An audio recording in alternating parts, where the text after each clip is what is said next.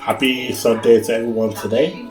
God bless you today. Hope you had happy fellowship with the saints today. And I just want to make a video about some of the experiences I've had with about three Nigerian pastors who I listen to right now, who actually helped me with my walk with God, and who God actually revealed to me in the dream that I took on my own self will to listen to these people, because God actually brought them to my dream over to me. So the first pastor is Pastor Ade Pharisee. Ade Pharisee, I think. I'm Nigerian, but may not be able to pronounce his name properly. But anyway, I had a dream after going through so much warfare in my life, with my work. And I remember before I had this dream, about a few years before that, he said something that made me want to actually continue to watch him. And he said that good workers do not count the time, that they don't bother about what time they have to finish work or when they have to go on break. They actually give themselves over to the job that they're actually working with, and they do not actually consider the time of when they're supposed to take a break. They give themselves diligently to the work, and that was a virtue that really attracted me to continue to actually listen to Paul the Pharisee. I first saw him on TBN UK, and there just be a bit of snippets of his video that used to be shown on there, and I saw that revelation through one of those videos.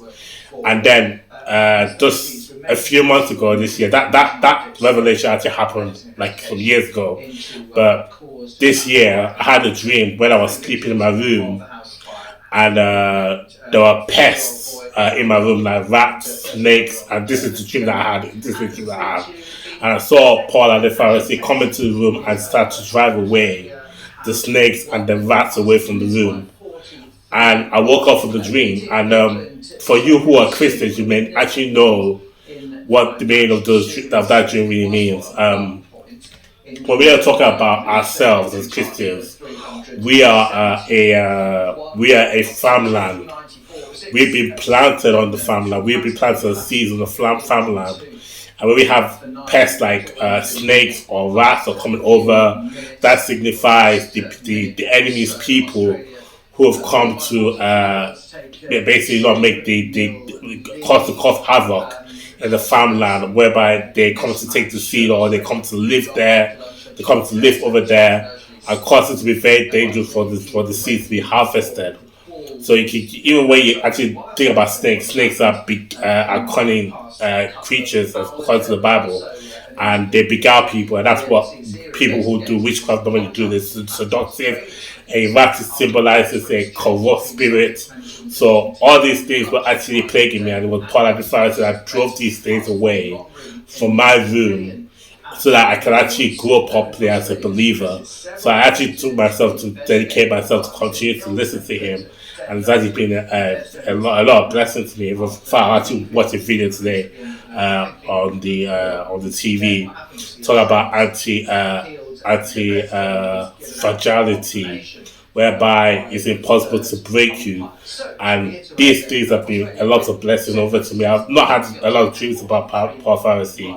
That's the first dream I had of him, but I had another dream of him, which is kind of private to me, that I will actually explain to you on this video. Then the second minister is Joshua Selman. Now, God gave me a blueprint to build a church, and in this dream I saw a woman with a blueprint. The woman actually symbolizes the church, and then I looked in a place where buildings were supposed to be built, and I saw this foundation that there was nobody building the church that God has actually called me to build. And then on the sidelines between that church, I saw another church, and when I looked in that church, I saw Joshua Selman teaching in the church with many Nigerian families in the church. This was in the UK. So I took to myself, but I actually listened to Joshua Selman because he speaks about a lot of moral excellent behaviors, family, vision, and all this kind of thing. So I look at him as kind of a pastor that speaks about household domestic activities, which actually has to do with you loving your wife and loving your husband and actually honoring God as your Christ, and Jesus Christ is the head of the church, and God as the Father, according to Ephesians chapter 5. So that's what I see Josh's sermon is. He's a house builder.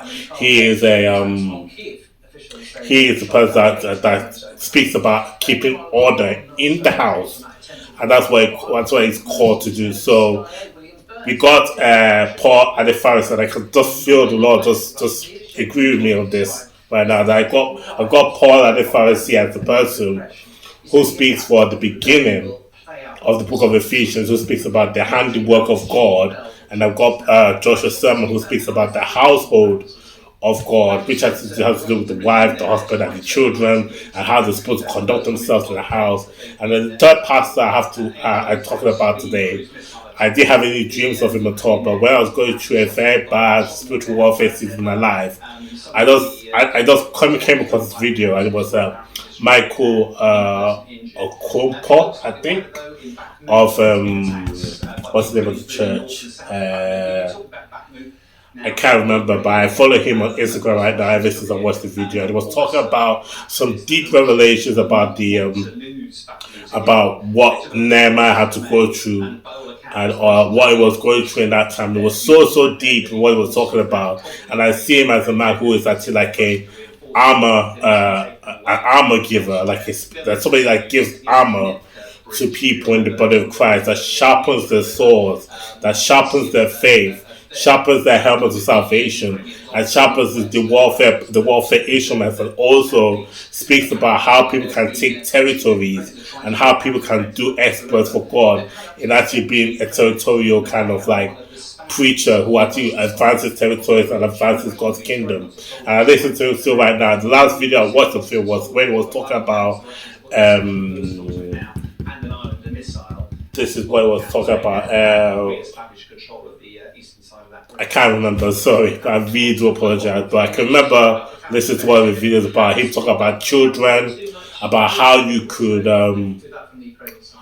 actually put so much into your children that they will carry on your message all through the rest of the world. That's what I can remember about him as well. But I watched a lot of his messages anyway. But these are the three pastors that I really honor in Nigeria.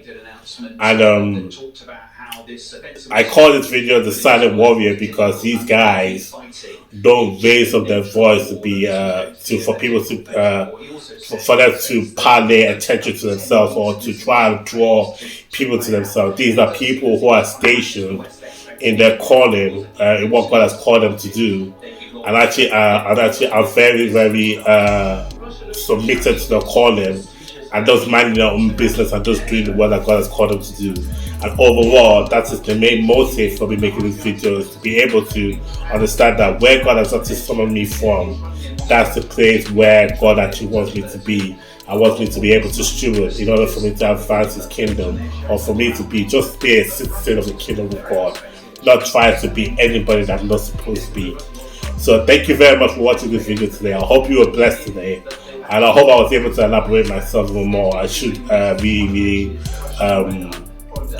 bring out some points down, but basically I'm just too much in a rush with all these things. But this is just my first time just practicing how to do videos and all these kind of things. I've been blessed with so many things after a spiritual warfare battle, but I'll talk about the spiritual warfare battle that I had last year, God willing, and if God actually brings me forward to actually explain it to you. So God bless you today. You take care.